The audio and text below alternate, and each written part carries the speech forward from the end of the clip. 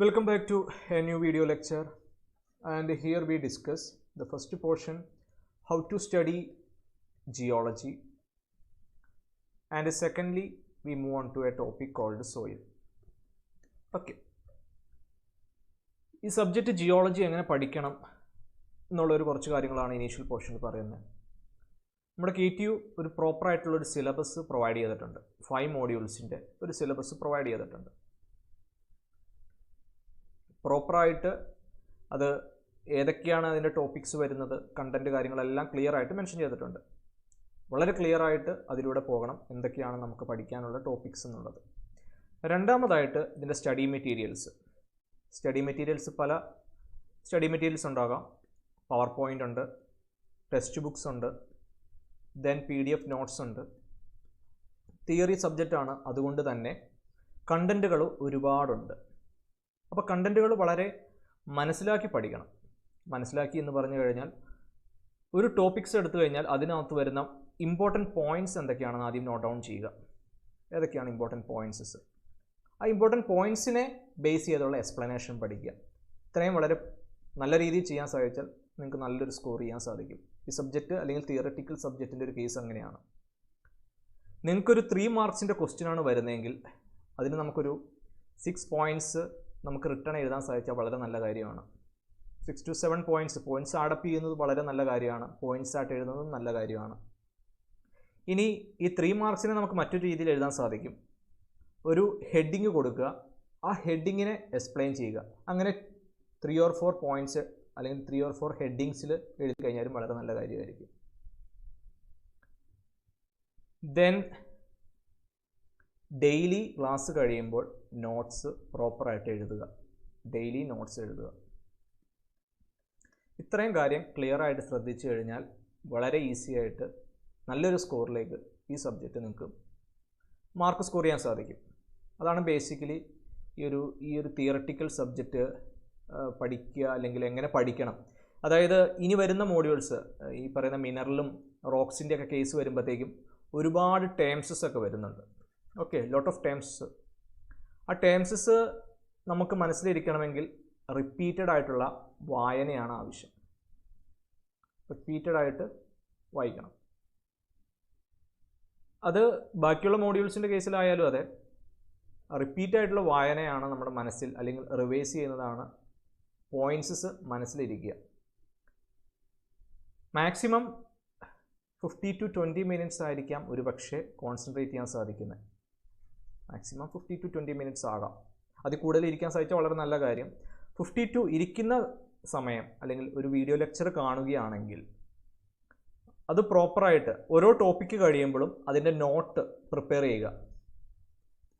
Example പറഞ്ഞു കഴിഞ്ഞാൽ, ഇപ്പോൾ വെതറിങ് എന്ന് പറയുന്നൊരു ടോപ്പിക്കാണ് നമ്മൾ കാണുന്നതെങ്കിൽ വെതറിങ് എന്താണ് കാര്യങ്ങളെല്ലാം പറഞ്ഞു കഴിഞ്ഞു. ഉടനെ തന്നെ ഈ പറയുന്ന നോട്ട്സ് പ്രിപ്പയർ ചെയ്യുക.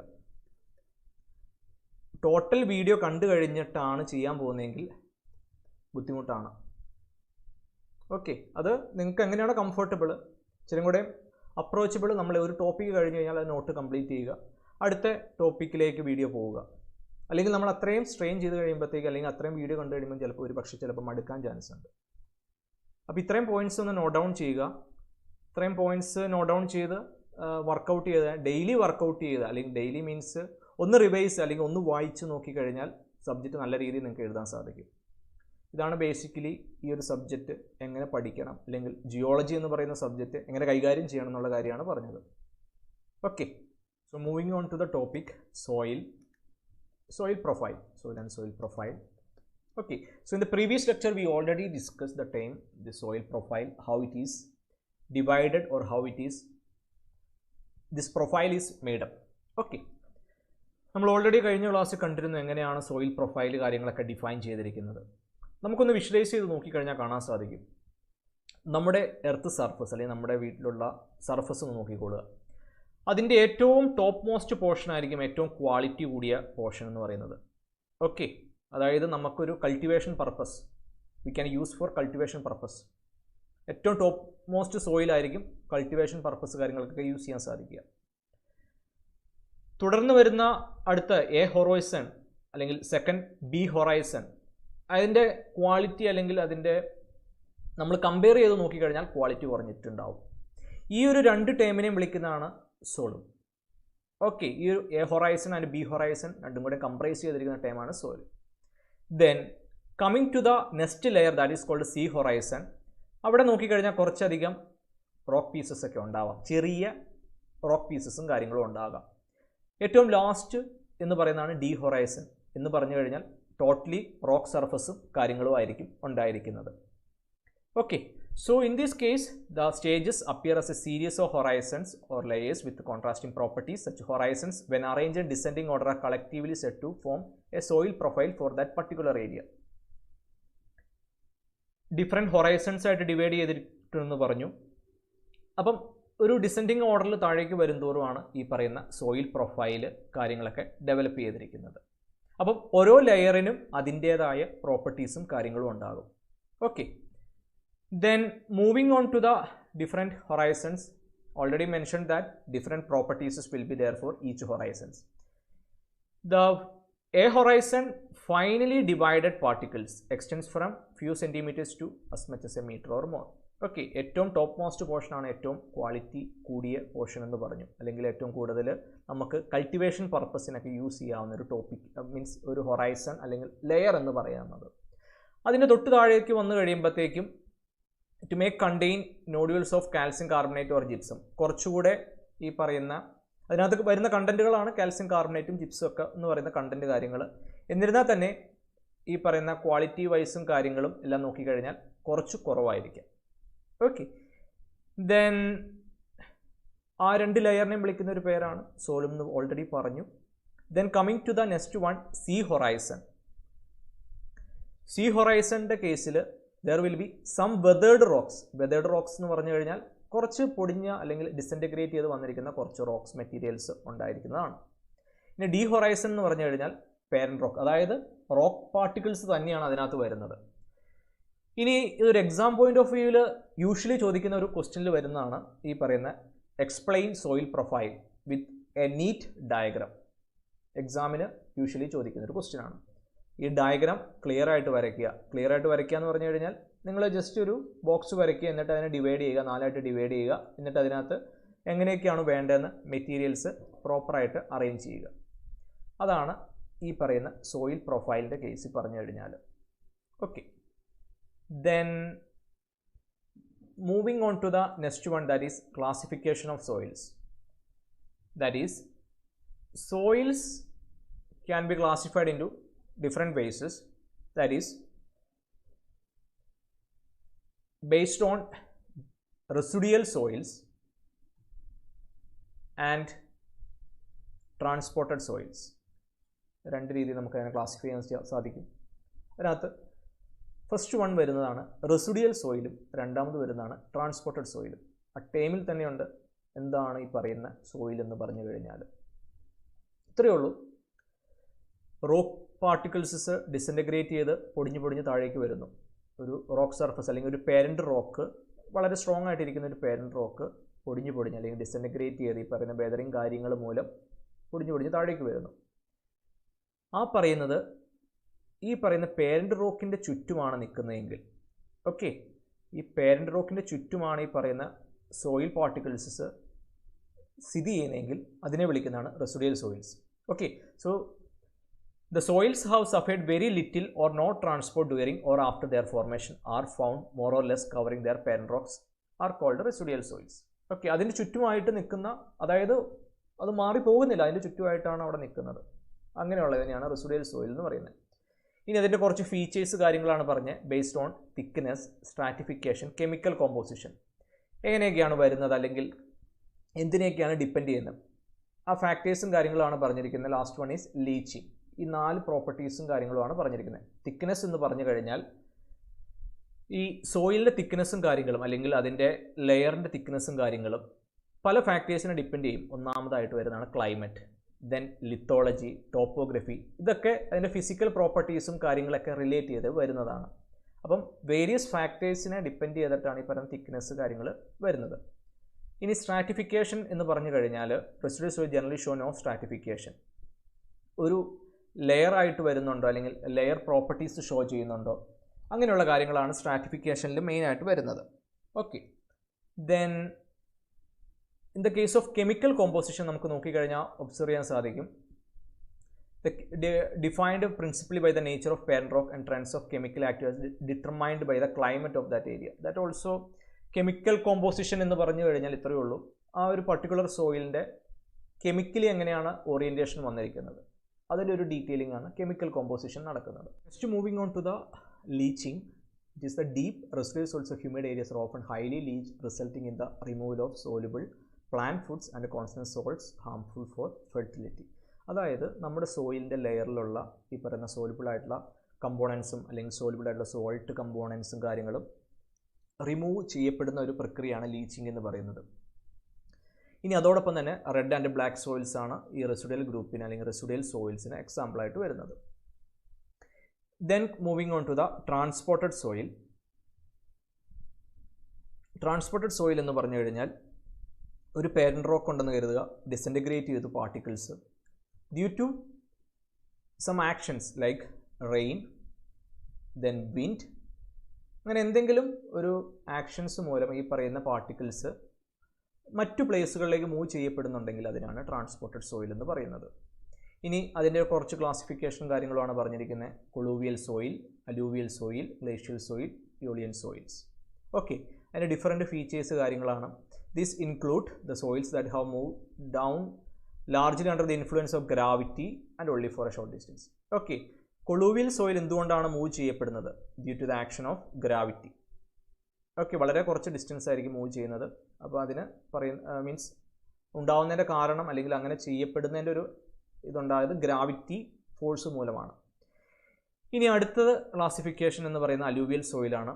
അലൂവിയൽ സോയിലിൻ്റെ major group of soils include have been spread up by streams along their banks on the flood plains during repeated floods. Okay, ഈ പറയുന്ന സ്ട്രീം ലൈൻസ് അല്ലെങ്കിൽ ബാങ്കിൻ്റെ ഒക്കെ അടുത്തായിട്ട് വരുന്ന അല്ലെങ്കിൽ ഈ പറയുന്ന ഡിപ്പോസിറ്റ് ചെയ്യപ്പെട്ടിരിക്കുന്ന സോയിൽ ആണ് ഈ പറയുന്ന അലൂവിയൽ സോയിൽ. അപ്പോൾ Indo Gangetic alluvial soil are example for this group. Okay, then glacial soil due to this glacier action കാര്യങ്ങളെല്ലാം മൂലം ഡെവലപ്പ് ചെയ്യുന്നതാണ് അല്ലെങ്കിൽ അങ്ങനെ വരുന്ന ഒരു സോയിൽ കാറ്റഗറിയാണ് ഗ്ലേഷ്യൽ സോയിൽ എന്ന് പറയുന്നത്. Then last one is due to the action of wind മൂലമാണ് യോളിയൻ സോയിൽസും കാര്യങ്ങളൊക്കെ ഡെവലപ്പ് ചെയ്യുന്നത്. അപ്പോൾ ഇതിനകത്ത് പഠിക്കേണ്ട കുറച്ച് കാര്യങ്ങൾ ഇത്രയേ ഉള്ളൂ. എന്താണ് ക്ലാസിഫിക്കേഷൻ ഓഫ് സോയിൽ എന്ന് മനസ്സിലാക്കുക. രണ്ട് ക്ലാസിഫിക്കേഷനാണ് മെയിനായിട്ട്. Basically residual and transported soil.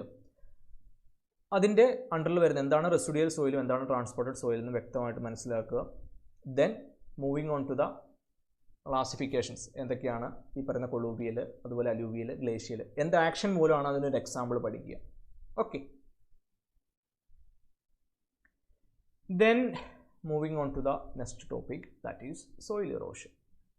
Then and how can you control this soil erosion. വളരെ ചെറുപ്പം മുതൽ നമ്മൾ കണ്ടിരിക്കുന്ന ഒരു ടേമാണ് സോയിലും സോയിൽ ഇറോഷനും. അതെങ്ങനെ നമുക്ക് പ്രിവെൻറ്റ് ചെയ്യാമെന്ന് പണ്ട് പഠിച്ചിരിക്കുന്ന അതേ മെത്തേഡ്സ് തന്നെയാണ്. അല്ലെങ്കിൽ എങ്ങനെ സോയിൽ ഇറോഷൻ ഉണ്ടാകുന്നു, അതിന് കാരണക്കാരാരാണ്. The removal of soil particles by the natural agents of transport like wind, water and ice. Okay, ഈ പറയുന്ന കാരണങ്ങൾ മൂലം വിൻഡ് ആകാം, വാട്ടർ ആകാം, ഐസ് ആകാം. ഇത് കാലക്രമേണയാണ് ഈ പറയുന്ന പ്രോസസ്സും കാര്യങ്ങളെല്ലാം ഡെവലപ്പ് ചെയ്യുന്നത്. The removal of soil particles by the natural agents of transport like wind, water and ice. അപ്പോൾ സോയിൽ ഇറോഷൻ എന്താണെന്ന് ചോദിച്ചു കഴിഞ്ഞാൽ the removal of soil particles due to some actions. Actions എന്തൊക്കെയാണ്? ഈ പറയുന്ന വിൻഡ് ആകാം, വാട്ടർ ആകാം, ഐസ് ആകാം. നമുക്കിതിനെ രണ്ട് രീതിയിൽ ക്ലാസിഫൈ ചെയ്യാം. സോയിൽ ഇറോഷനെ sheet erosion and gully erosion. എന്താണ് ഷീറ്റ് ഇറോഷൻ അല്ലെങ്കിൽ എന്താണ് ഗള്ളി ഇറോഷൻ? ഒരു ടോപ്പ് മോസ്റ്റ് പോർഷൻ നമ്മുടെ സോയിലും സർഫസ് കാര്യങ്ങളൊന്ന് വിഷ്വലൈസ് ചെയ്യുക. അതിന് നമ്മളൊരു സ്ലോപ്പിംഗ് സർഫസ് കാര്യങ്ങൾ പ്രൊവൈഡ് ചെയ്തു എന്ന് കരുതുക. ഈ ഒരു ഡയഗ്രാം നിങ്ങളൊന്ന് വിഷ്വലൈസ് ചെയ്തോളുക. ഈ പറയുന്ന റെയിൻ വാട്ടറോ അല്ലെങ്കിൽ മറ്റെന്തെങ്കിലും ആക്ഷൻസ് മൂലമോ ഈ ടോപ്പ് മോസ്റ്റ് പോർഷൻസ് അല്ലെങ്കിൽ ടോപ്പ് മോസ്റ്റ് ലെയേഴ്സ് കാര്യങ്ങൾ ഒരു പക്ഷേ ഒഴുകിപ്പോകാം. ഓക്കെ, അങ്ങനെ ഒഴുകിപ്പോകുന്നതിനെയാണ് ഷീറ്റ് ഇറോഷൻ എന്ന് പറയുന്നത്. So it is clearly mention that a huge thick sheet of water flows down slope gaining acceleration and hence greater capacity of further erosion of soil underneath. അതായത് ലെയറുകൾ ഓരോന്നായിട്ട് പോയിക്കൊണ്ടിരിക്കും തോറും എന്താണ് അടുത്ത ലെയറുകൾക്ക് പോകാനുള്ള ടെൻഡൻസി കൂടിക്കൊണ്ടിരിക്കുകയാണ്. അപ്പോൾ അതാണ് ഷീറ്റ് ഇറോഷൻ എന്ന് പറഞ്ഞു കഴിഞ്ഞാൽ. ഓക്കെ, ഇനി ഗള്ളി ഇറോഷൻ എന്ന് പറഞ്ഞു കഴിഞ്ഞാൽ ഇത്രയേ ഉള്ളൂ. The formation and evolution of downslope valleys often in multitudes that develop on sloping soil covers due to continued soil erosion. ഈ ഷീറ്റ് ഇറോഷൻ്റെ ഒരു ബാക്കി പത്രമാണ് ഈ പറയുന്ന ഗള്ളി ഇറോഷൻസ്. ഇവിടെ നോക്കിക്കഴിഞ്ഞാൽ ഒബ്സർവ് ചെയ്താൽ കാണാൻ സാധിക്കും ഈ പറയുന്ന ഗള്ളീസ് ഫോം ചെയ്യുന്നുണ്ട്. Okay, so due to this the next stage ആണ് ഈ പറയുന്ന ഗള്ളീസ്, അല്ലെങ്കിൽ ഈ പറയുന്ന ഇതിലൂടെ ഈ പറയുന്ന സോയിൽസ് കാര്യങ്ങൾ പോകുന്നു. So you can note down that 2 points sheet erosion, ഒരു സ്ലോപ്പിംഗ് സർഫസ് നമ്മൾ പ്രൊവൈഡ് ചെയ്ത് കഴിഞ്ഞാൽ ഈ പറയുന്ന സോയിൽ കാര്യങ്ങൾ റിമൂവ് ചെയ്യപ്പെടുന്നു. ഗള്ളി ഇറോഷൻസ് ഇതിൻ്റെ ഒരു ആഫ്റ്റർ എഫക്ട്സ് തന്നെയാണ്. അത് ഈ പറയുന്ന ഗള്ളീസ് ഫോം ചെയ്യുന്നു, ഗള്ളീസിൽ നിന്ന് ഈ പറയുന്ന സോയിലും കാര്യങ്ങളും ഒലിച്ചു പോകുന്നു. അതാണ് 2 കേസുകൾ. ഇനി ഇതെങ്ങനെ കൺട്രോൾ ചെയ്യാം? 2 രീതിയിലാണ്, 2 മെത്തേഡ്സ് കാര്യങ്ങളാണ് പറയുന്നത്. Agronomic and engineering practices. എങ്ങനെയാണ് ചെയ്യുന്നതെന്ന് വെച്ച് കഴിഞ്ഞാൽ, ഫസ്റ്റ് വൺ ഈസ്, നമ്മളിതെല്ലാം കണ്ടിട്ടുള്ള ടേംസസ് ആണ്. Crop rotation. എന്താണ് ക്രോപ്പ് റൊട്ടേഷൻ? അതുപോലെ തന്നെ മറ്റൊരു ടേമുണ്ട് ക്രോപ്പിംഗ്. ക്രോപ്പ് റൊട്ടേഷൻ എന്ന് പറഞ്ഞു കഴിഞ്ഞാൽ ക്രോപ്സസ് ഓൾട്ടർനേറ്റ് പീരിയഡ്സിൽ നമ്മൾ ചേഞ്ച് ഔട്ട് ചെയ്യുന്നു. Different crops are grown in the same area by rotation. ഈ വർഷം ഒരു ടൈപ്പ് ക്രോപ്പ് ആണെങ്കിൽ അടുത്ത വർഷം മറ്റൊരു ടൈപ്പ് ക്രോപ്സ് ആവാം. അതാണ് ഒരു രീതിയിലുള്ള പ്രിവെൻറ്റൻ മെത്തേഡ്. ദെൻ സ്ട്രിപ്പ് ക്രോപ്പിംഗ് എന്ന് പറഞ്ഞു കഴിഞ്ഞാൽ cultivated crops and cover crops are sown in alternate strips during the same period in the same field. അതായത് ഓൾട്ടർനേറ്റ് ആയിട്ട് നമ്മൾ ഈ പറയുന്ന ഒരു സെയിം ഫീൽഡിൽ തന്നെ നമുക്കൊരു സെയിം ഫാം ഉണ്ടെന്ന് കരുതുക, കൾട്ടിവേഷൻ ചെയ്യുന്ന ആ സെയിം ഫാമിൽ തന്നെ ഈ പറയുന്ന സ്ട്രിപ്സ് ആയിട്ട് പാരലായിട്ട് ഈ പറയുന്ന ക്രോപ്സും അതുപോലെ തന്നെ അതിന് കവർ ചെയ്യേണ്ട ക്രോപ്സും കൂടെ ചെയ്യുക. ഇത് 2 മെത്തേഡ്സാണ് അഗ്രോണമിക് പ്രാക്ടീസ് എന്ന് പറയുന്നത്. ഈ സോയിൽ ഇറോഷനെ പ്രിവെൻറ്റ് ചെയ്യാനായിട്ടുള്ള മെത്തേഡാണ്. ഇനി എഞ്ചിനീയറിംഗ് മെത്തേഡ്സിൽ വരുന്നതാണ് excavation of ditches, terrace construction, then check dams. Okay, so these are the 3 points.